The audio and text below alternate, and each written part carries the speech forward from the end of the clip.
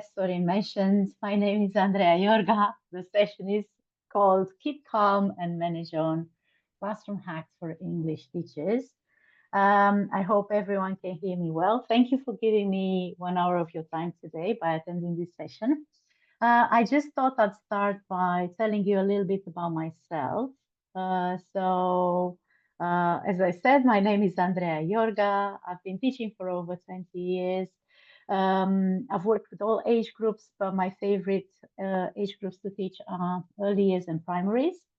I've also been in academic management for over 15 years, and I'm a teacher, trainer, a mentor, an examiner, so I have quite a few hats. I also have a cat. I love cats, and here's a picture of my cat. His name is Bandit. And I also get very anxious in September, like many other teachers. Apparently, this is actually something very stressful for teachers, or some teachers. Some teachers get very stressed when school is starting, and they worry, just like me, about whether they're good enough at doing their job, whether they will be able to connect with their students, whether they are doing enough, and what else they can do, and so on. Needless to say, my cat doesn't share this anxiety. This is a picture of him feeling quite relaxed, sleeping peacefully, and this is basically what he usually does. And whenever I get very stressed about all the things I have to do, and I look at him, I kind of wonder, how can he be so relaxed? And then I think to myself, well, yes, of course he is relaxed. We have a good bond. I understand what he needs, and I try to provide that for him. So not only the basic needs, like food and shelter, but also affection. He knows his environment well. I try to create a good environment for him, read a lot about what a cat needs, and try to replicate that in my house. He has a predictable routine. He has a lot of entertainment options. I bought him a cat tree. He has lots of toys. He has lots of scratching posts that he doesn't use. Lots of places on the balcony where he can nap or watch the birds. So a lot of options. So yeah, of course, he is feeling relaxed. So I obviously am doing something right. I can make my cat safe and happy. But what can I do in class to make my students feel safe and happy? What do you think? Type your ideas in the chat.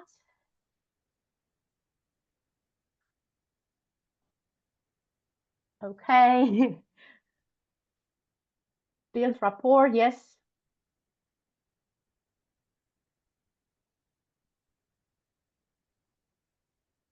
Listen to their needs, yeah. Play games. Okay, be friendly, yeah. Make them feel seen, yeah. Be present. Okay, I like that, yeah. Routines, yeah. Be predictable. Okay, so this links to routines. Okay. Right. Quite a lot of good ideas in the chat.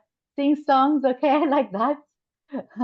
Okay, so let me show you some of my ideas. So to make students feel safe and happy, you need to build relationships, you need to build engagement, you need to manage class time well, manage behavior, organize classroom space and the learning resources. And if you do all these, you will have happy students who feel safe in class. Probably not quite as relaxed as my cat. We don't want our students to nap in class, but happy and relaxed. This is what we're aiming for. So this is what we call class management. All these, building relationships, building engagement, managing class time, managing behavior, organizing the space and learning resources are all part of class management, which is actually the foundation we are building everything on. Without doing this in class, we can't actually teach the English we want to teach them. So what I'd like to do next is look at some effective class management strategies. And we'll start with building relationships.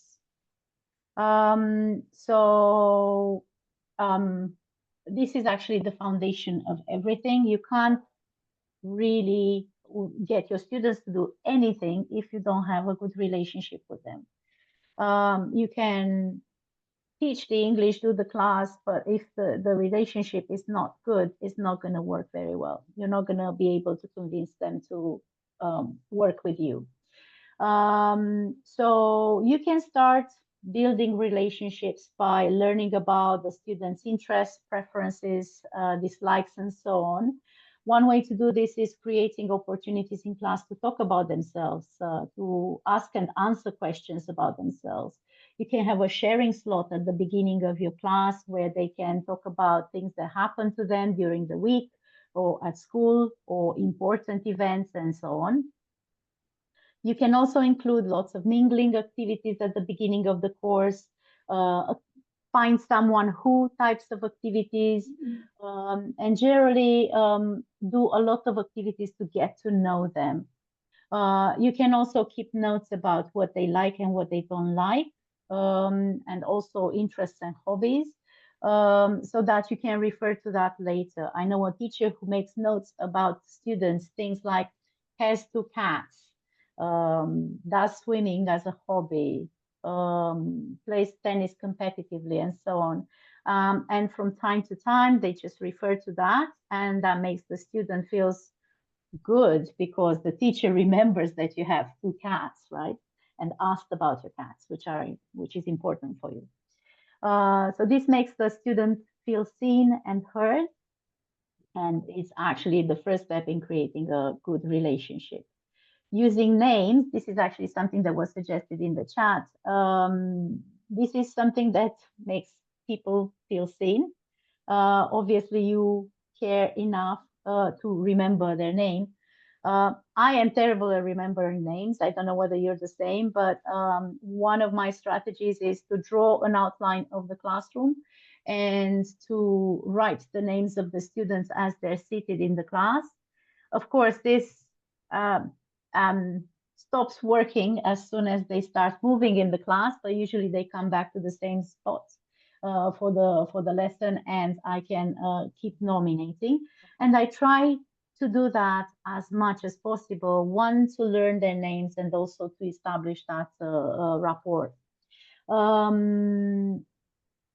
Other teachers use other types of strategies, things like using sticky labels with the name of the student, or asking the student to create a name label that they display on their desk at the beginning of the course. But whatever you choose to do, I think nominating, using their names is actually very important.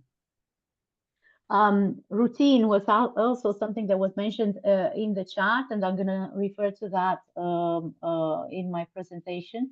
Building a routine that encourages positive relationships is important. Not only having a slot at the beginning of the lesson where they can share things about themselves, where they can get to know their classmates better, but also creating those opportunities for them to work together. Things like checking answers together, things like asking the fast finishers to help the students who are a bit slower or who need more time. Things like making it part of the routine that they check everything in pairs or they give feedback to each other. This encourages a positive relationship between the students. I think also cooperation is very important. I think there is a place in the classroom for competition, but encouraging cooperation, particularly in the first part of the course, is important. It creates that team feeling, that bond between the students. And if you do want them to also do competitive games, You can do group competitions rather than individual competitions. Um, Student choice is also something that I think creates a good relationship in class between the students and the teacher. Don't just tell students you have 2 minutes to do this activity. Just give them an option. Do you want 1 minute or 2 minutes for this activity? Obviously, they'll go for 2 minutes, but if you start asking them, do you want this game or this game? They will have the feeling that they actually do have a say in what's going on in the class, and they have some control over what's going on in class. And also celebrating success is something that's important, not just success outside the class, things like sharing about, I don't know, their good grades or life events or maybe results in competitions if they go to any, but also small successes in class, acknowledging things they can do better than they could do before, or acknowledging and displaying good work they do in class, getting everyone to look at everybody's projects, doing some sort of gallery walk where everybody's work is displayed around the classroom and they can actually see how well they worked and everything.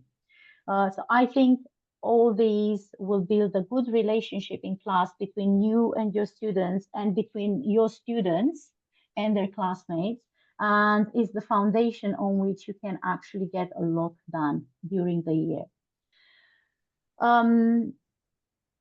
The next thing I came up with was keeping learners engaged. But as you will see, there's a lot about planning in the next section, because I think planning is very important when it comes to activities in class. Well, a lot is part of what you planned to do. And yes, plans don't always work as you plan them. So very often things will go pear-shaped, or they will take a different direction. But having a plan will give you the feeling that you are prepared, the feeling that you are ready, and you'll be able to respond faster to things when they happen in class. Some things to consider when planning so that your learners are engaged. Plan a variety of activities. This is because you have different students in class. Everybody likes different things and responds to different things. So a variety of activities not only will be interesting, as in not boring, but you will have something for everyone.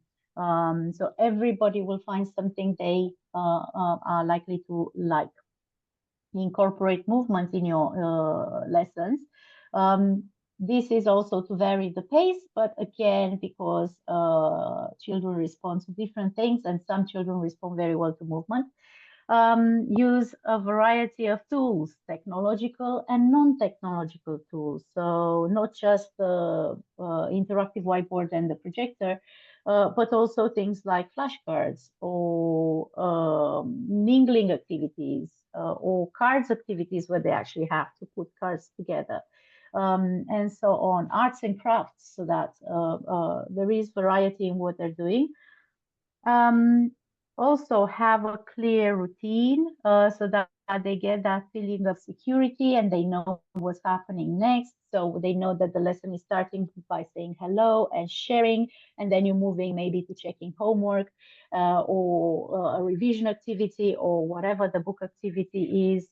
It always gets done in a similar way. So they know that at the end of the lesson, for example, they revise what they did in class and so on. So whatever your routine is, make sure you always stick to it. Plan transitions. This is actually something that is often ignored in planning, but these are important points in the lesson when you can keep the students' attention or lose it. When you're moving from one activity to the next, what's going to happen in class? Are you simply going to look for your papers, or are they, well, they are going to talk to each other, obviously, or are they going to do something? And if they're going to do something, what are they going to do? You can maybe use clapping signals You can maybe use movement, so hands on your head, hands on your knees, and so on. Maybe you can use attention grabbing chants. So whatever you use, think about it and also vary it. Yeah, it's fun to say clap once if you can hear me, clap twice if you can hear me. And that's really, really a good idea. But maybe you want to use something else as well, so that they don't get bored with it. Maybe different clapping signals. Solutions to problems. This is something that I think is very important to plan. I am the sort of person that feels, well, I know there's no such thing as control, but I feel more in control if I have a plan B and a plan C. And class experience has shown me that it's useful to have a plan B and a plan C. And while many of your solutions to problems will actually be academic, as in those problems won't actually happen in class, so you're just thinking, what if? I think it's a good exercise, and in time it actually helps you anticipate things better. So sometimes it's really simple things like, what if you're planning to start with an activity and students are late? So what are you going to do? Well, obviously you can't prevent students from being late, but can you do something else so that they don't miss the grammar point, for example? Or what if you're planning to do an activity that requires them to speak in pairs, but you have an odd number of students? Are you going to work as a student, therefore not being able to monitor, or are you going to adapt the activity so that 3 students work together? And if you're doing that, how are you going to do it? What if you're running out of time and you can't cover everything you've planned? Is there anything that you can leave out? Is there anything that maybe you can shorten? How are you going to do that? So I think, thinking about these things when planning helps teachers, do a better job in class and therefore keep their learners engaged. Of course, differentiated activities. This is actually something that was mentioned in the sessions yesterday.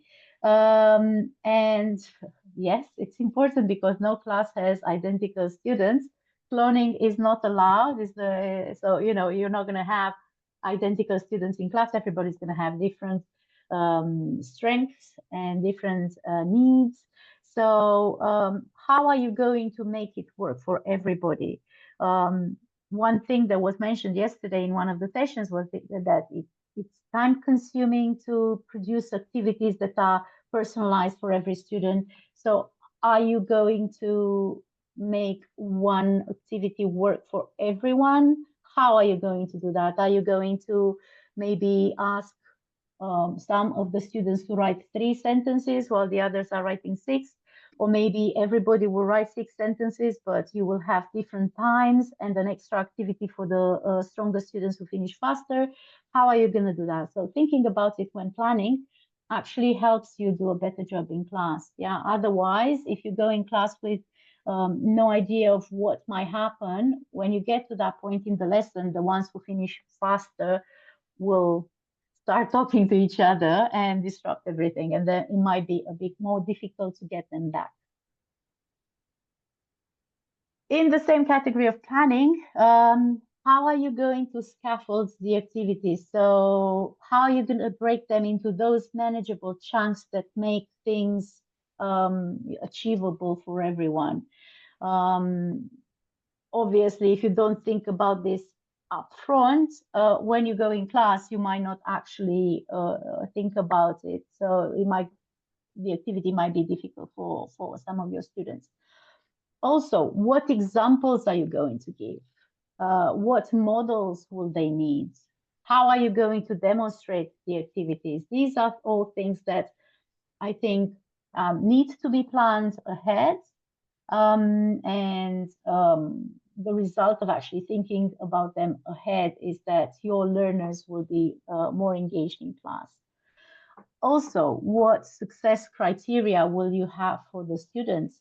Will they be simply told, write sentences about your favorite food, or are you going to tell them, write 5 sentences about your favorite food using this language, and you have about 5 minutes for this. So, these things need to be thought of in advance. And also something else to plan. What if your students are not engaged you found this amazing song that you think the students will react very well to, and in fact they don't seem to like it, and in fact somebody at the back says, oh, this is cringe. So are you going to make them listen to it, or are you going to say, oh, okay, right, this is a bit rubbish, let's do something else instead? And if you do something else, what are you going to do? So having that plan B or plan C, I think it's worth having in class.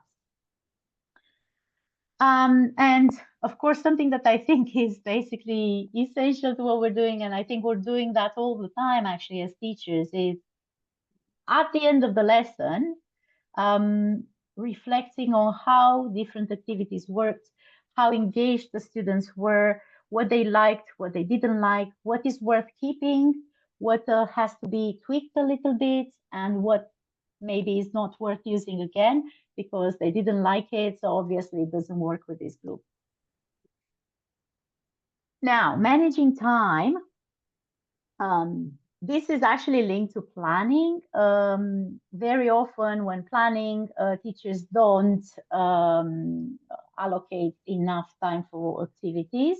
I think it's important to be realistic about what you can cram in that lesson. Very often we try to cover way too much, so it's important to remember that they will need the time they need to do things, and it doesn't really matter that we want to cover 2 pages. If they can only do 1, then that's what you're going to do. One thing to plan also is flexi stages. These are activities that you can include or not include depending on how much time you have. So if you have a little bit more time, what else can you do to extend an activity or to develop an activity? Or maybe do you want to play another game, an additional game that would be linked to whatever you did in class? Or if you are running out of time, what can you leave out? Is there an activity that you can cut short or completely remove? This is actually something that's important to think about when planning and also when executing your lesson. Using timers, this is the key to managing time in class. I often display the time on the board, and I often offer my students a little bit less time than I think they need. So for example, if I think they would need 5 minutes for an activity, when I give them the time options, I ask them, do you want 2 minutes or 3 minutes? And they usually say, oh, 3 minutes. So I know they will need more time. So then when they do need more time, I say, okay, you have 2 more minutes. And this helps me fit into my time, the time I planned. Of course, sometimes things don't work the way I planned them, so it's good to be flexible. That's why you have those flexi stages included in your lesson. Managing behavior is also something very important when managing your class, and it starts with communicating your expectations. They need to know what you expect of them in terms of behavior, but also in terms of class participation, in terms of what they need to do in class, in terms of helping each other, interacting with each other. So, what is acceptable, what is not acceptable in terms of behavior, class participation, effort. You need to tell them, and you need to have clear, simple, consistent rules that they follow in class. Also consequences for breaking the rules. Yeah. And you need to be consistent about applying them, because if you don't, then they'll continue to do whatever they did, they'll continue to push the boundaries, and things will get worse. It's a good idea to have the class rules displayed, either on the board or maybe you have a class poster as a constant reminder, and so that you can refer to it whenever they break the rules in class or they're about to break the rules. If possible, you should involve the students in establishing class rules. With older students, you can do maybe class contracts, and they can say what they think is okay and not okay in class and sign the contract. But with younger students, you can still involve them, show them pictures, and ask them, do you think this is acceptable? Is this behavior good behavior? And so on. And these rules need to be reminded or elicited from the students as often as necessary. And I find that my experience is that at the beginning of the course, half of my class time is spent on eliciting rules, reminding rules, doing this learner training so that they learn what I expect them to do in class. And as we go through the year, they get better at it. But the first part of the course, it seems like we are spending a lot of time on this. Sometimes it feels like we're spending too much time on this. However, if you don't take the time at the beginning of the course, things might actually not work later on. So it's time well spent. Yeah. Now, one thing that's actually very important is that when they push those boundaries, is that you actually address the misbehavior. Don't let it slide, because it will come back. You can use nonverbal cues before things escalate. So giving them the teacher eye, or pointing to the class rules poster, or miming to them that they need to be quiet or to listen or to write. And if these don't work, then, reminding them the rules, and then, escalating things. Whenever there's a problem, it's important to stay calm in class, don't react emotionally, and handle conflicts in a fair, consistent manner. If you have a plan for discipline issues, that's great. If your school has a plan, use that. If your school doesn't have a plan, then maybe you can create a step-by-step plan that's communicated to the students and to the parents. So what happens if they speak over another student, for example? Well, that's a minor thing. They will get reminded and so on. But what happens if they keep going and they keep doing that? Well, maybe you have a behavior management system and they don't get the star. But what if they don't get the star every single time they come to class? When will you talk to the parents? When will you involve management, for example, the senior teacher, or the academic manager, or coordinator, or so on? So think about this, and put it in an easy step-by-step plan that's communicated to the students, so that they know that if they continue doing this, something will happen. If they don't bring homework for 5 days in a row, something will happen. And if they don't follow up with that later on, then something else will happen. So they need to know what the consequences are. I mentioned the behavior management system. This is actually very useful in preventing problems, and different teachers use different types of behavior management systems. There's Class Dojo, which is very good at managing individual behavior.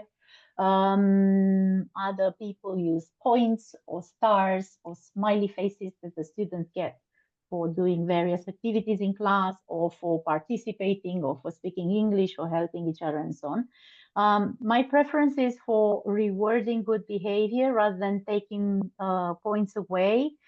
So for example, if my class rule is we don't talk over each other and I have a student who talks over everybody else, I would, at the end of the instructions or the activity, award everybody who wasn't talking over each other points for following the rules, but I would not give points to that student who was breaking the rule. So instead of taking points away from the points he's already got, I would basically reward the others and expect the student to behave better next time in order to get the points. Some people use their own class currency. We had a teacher who actually had his own dollars. So the students in class would buy, well, would basically get the class dollars whenever they followed the rules.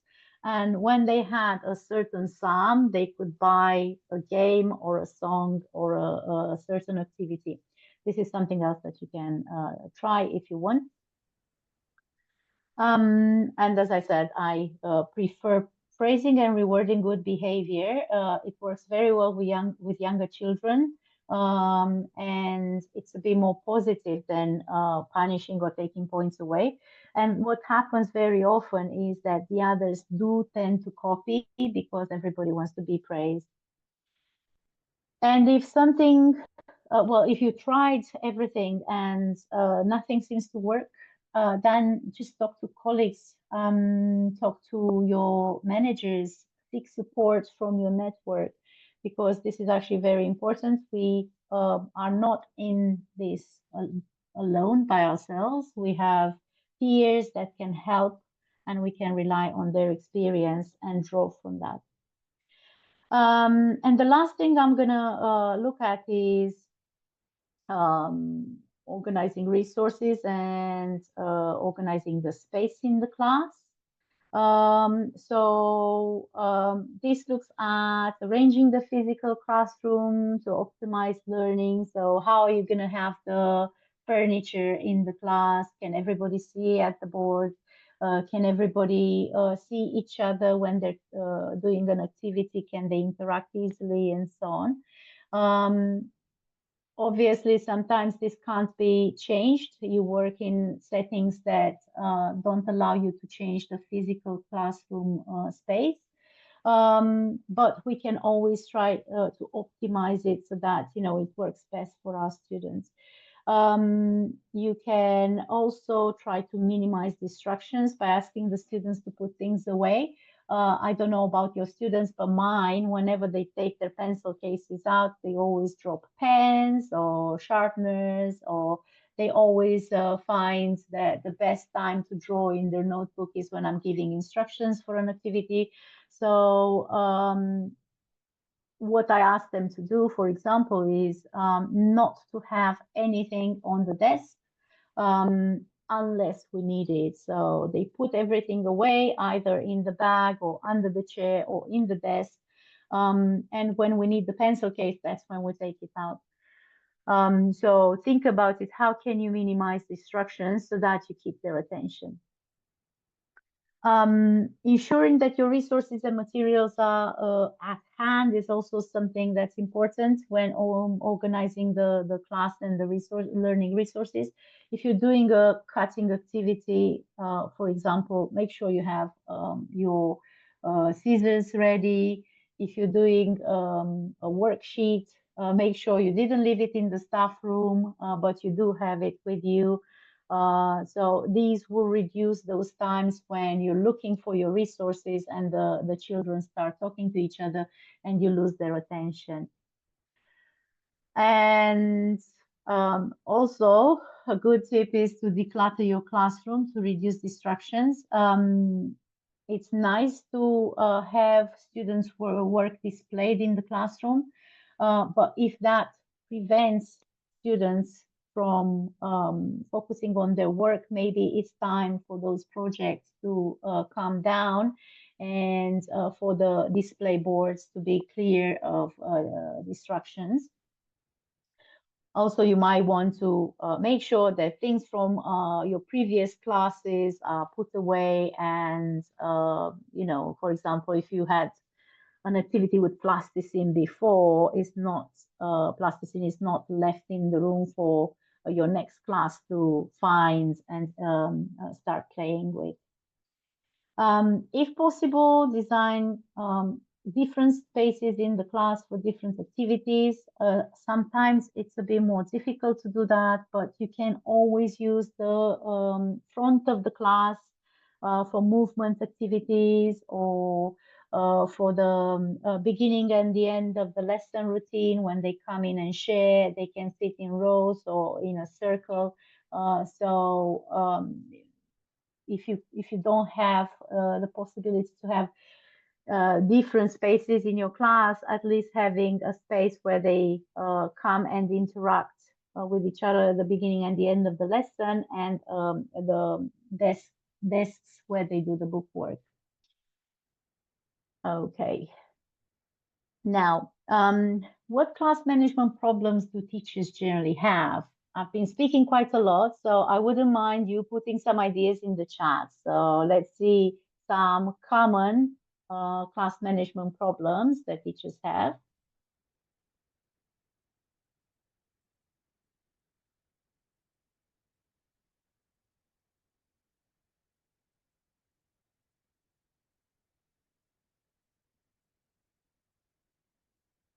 Okay, managing students who dominate.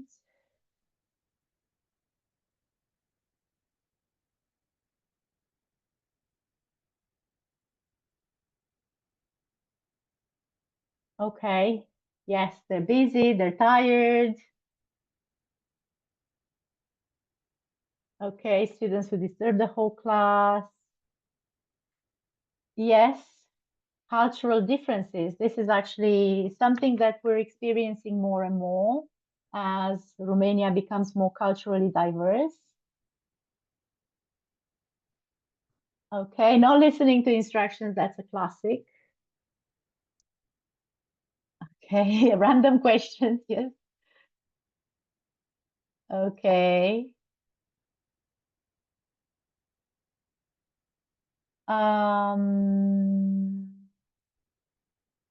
All right. Okay. Quite a lot of good ideas.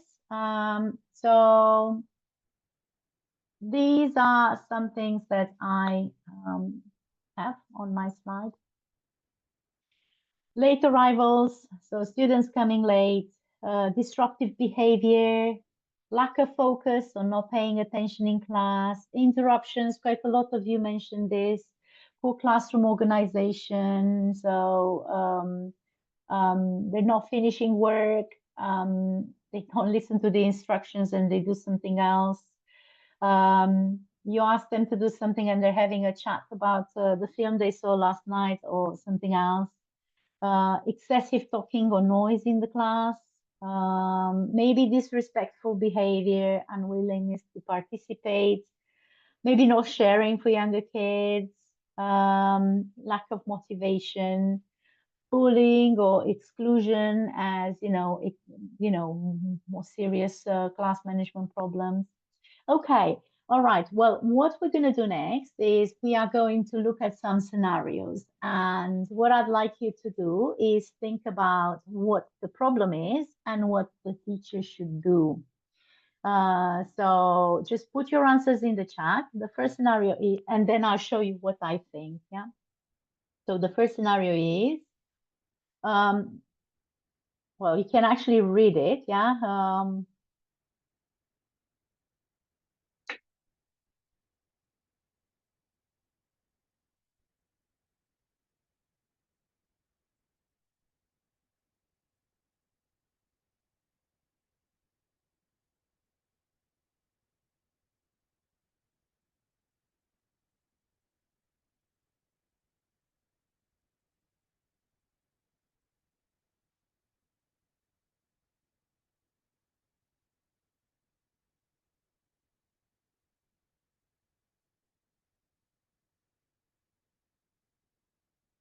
Okay.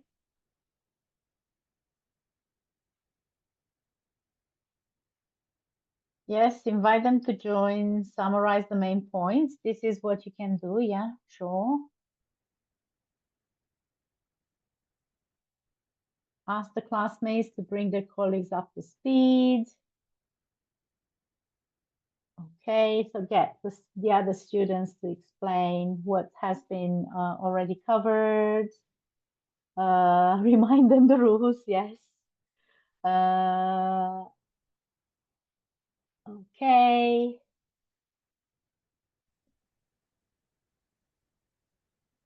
yes. Okay, so this is what I was thinking.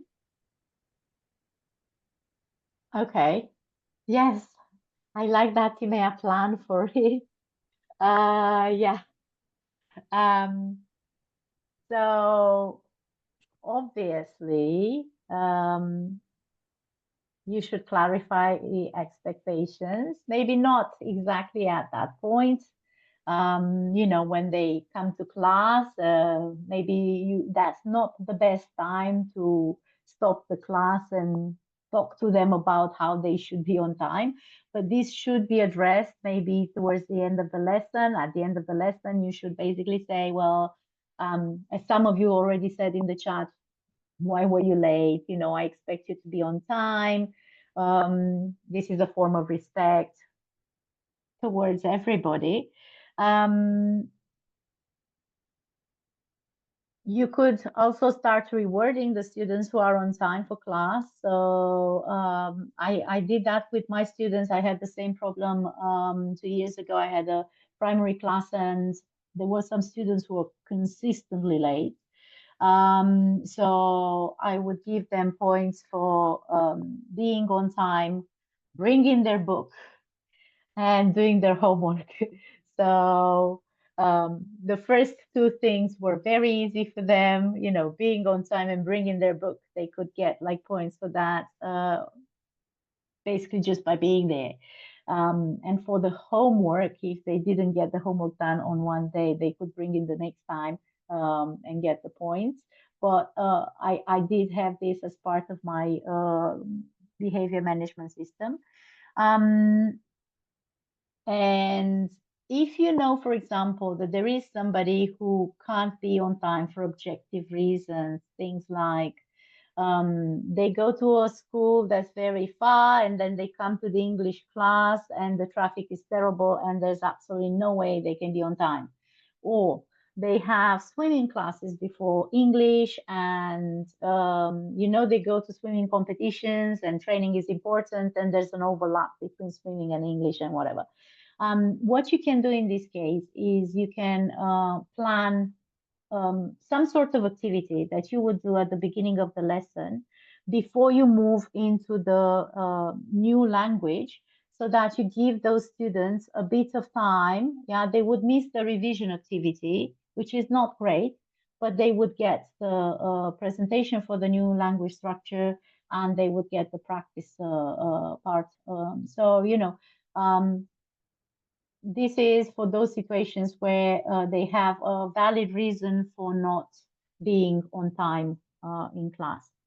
Okay, let's look at another one. So what do you think is the problem and what should the teacher do? Just type your answers in the chat.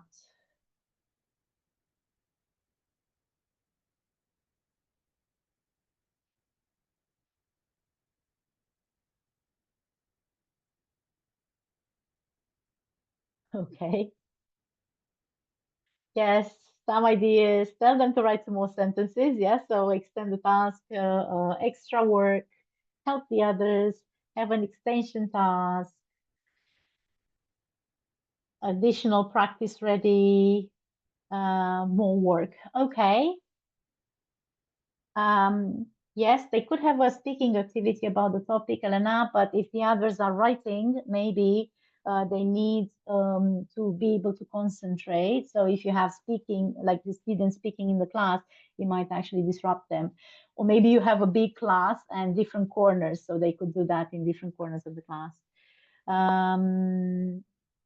Okay, all right. Let me show you what I have. I think first of all, this stems from not having a model and success criteria.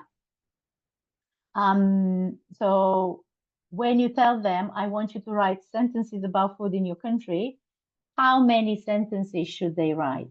I mean, they need to know what makes the task successful and what is, doing more than the teacher asked or less than the teacher asked. Yeah. So if I say write 5 sentences, then if they write 3, that's not good enough. If they write 6, that's great. Keep going until we finish the time and everybody else finishes.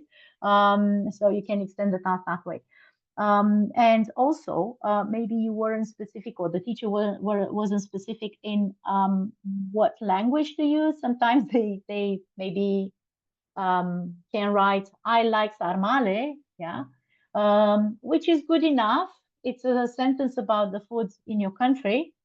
But maybe that's not what they had to write. Yeah, maybe they had to write sentences using a different structure or using certain types of vocabulary. So having that in the success criteria, how many sentences, what structure should they use, how long the sentence should be, yeah, longer than 5 words, for example. And also giving them a time, then that helps the students calibrate their work to the expectations of the teacher. And also, the teacher can assign additional tasks or extend the task for those students who have finished. Yeah, this is something that many of you mentioned in the chat, having extra work or getting them to write additional sentences or checking work maybe with other students, helping other students. Okay, all right. I think I have time for one more. Let's see. So, this happens to me a lot in primary classes.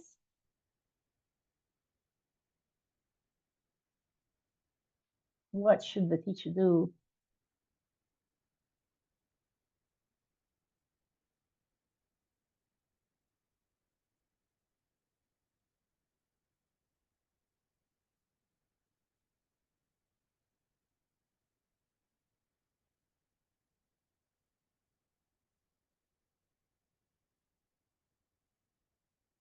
Okay.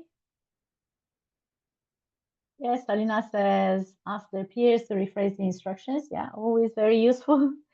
Instruction checking questions. Yes. Check the instructions. Check if they understood. Okay. Instruction checking questions. Get their attention. Yes. Okay. Yes. Okay, writing English words for their drawing. Yeah, usually if I want them to do something and they're drawing unicorns. So if possible, yes, they can write English words for their drawings, but that's not always the point of the lesson. Let me. Okay, yes, repeat the instructions. Okay, right. So let me show you what I have. So first of all, before you give instructions, you need to make sure that everybody is paying attention. You can use an attention grabbing chant, something like 1, 2, 3, eyes on me, or counting down, or a clapping signal. You clap a certain pattern and they clap back. And this will get their attention. Also, you can ask them to put everything away so that they don't need to remove potential distractions. While you're giving the instructions, they don't need a notebook, they don't need their pen. So they shouldn't have the notebook open, they shouldn't have the pen in their hand, so that they focus on you. So obviously, if you do this and you check instructions, then you don't get to the point where the student is drawing in their notebook, whatever. If you do get to that point, sometimes you do all these and you still have one student drawing in their notebook, Then what you suggested, getting another student or getting the other students to tell them what they need to do is a good idea. Okay. I have more of these scenarios. So we're not going to have time to go through everything, but I'm going to share in the chat my list of scenarios. So there are 8 such scenarios and my suggestions of what you could do in these circumstances. If you want to have a look at them, I'm gonna share them in the chat as soon as I find the document. Ooh. Okay. It's loading and you should be able to see it in the chat now. Hi, Andrea. Can you check that it's for everyone, not just hosts and panelists when you post? Add it again and just send it to everybody instead of, yeah, hosts and panelists. Oh, sorry. Yeah, I should have. That's okay. No worries. I don't seem to have that option, but I have a link. So maybe you can share it again because I can't seem to. I'll pop it in the chat. Yeah, I downloaded it. Pop it in the chat. That's it. Yes. Okay. Right. So this is all we have time for. There was a question about mobile phones that I'd like to look at before we finish. I'll put the link in the chat as well as soon as I stop the presentation. So if you have students who use their mobile phones excessively, well, just get them to put them away. It's like my students with their pencil cases, you know, if they don't need them on their desks, they should be in their bags. And if they can't put them in their bags, then they can put them on the teacher's desk in a place that's visible, where obviously you're not going to steal their phones or somebody else is going to use their phones, but where they are physically separated from their phones. In fact, I think now in schools, they are used to doing that. They are not allowed with their phones. They have to leave their phones at the entrance of the class. So yeah. Okay. Now, obviously, my cat doesn't really feel anxious about September and going back to school. And I hope that, you know, if we all try to do some of the things we looked at in this session, we are going to feel less anxious as well. My cat can't speak because he's a cat, but I think if we could, what he'd say is keep calm and manage on. Thank you very much for your time.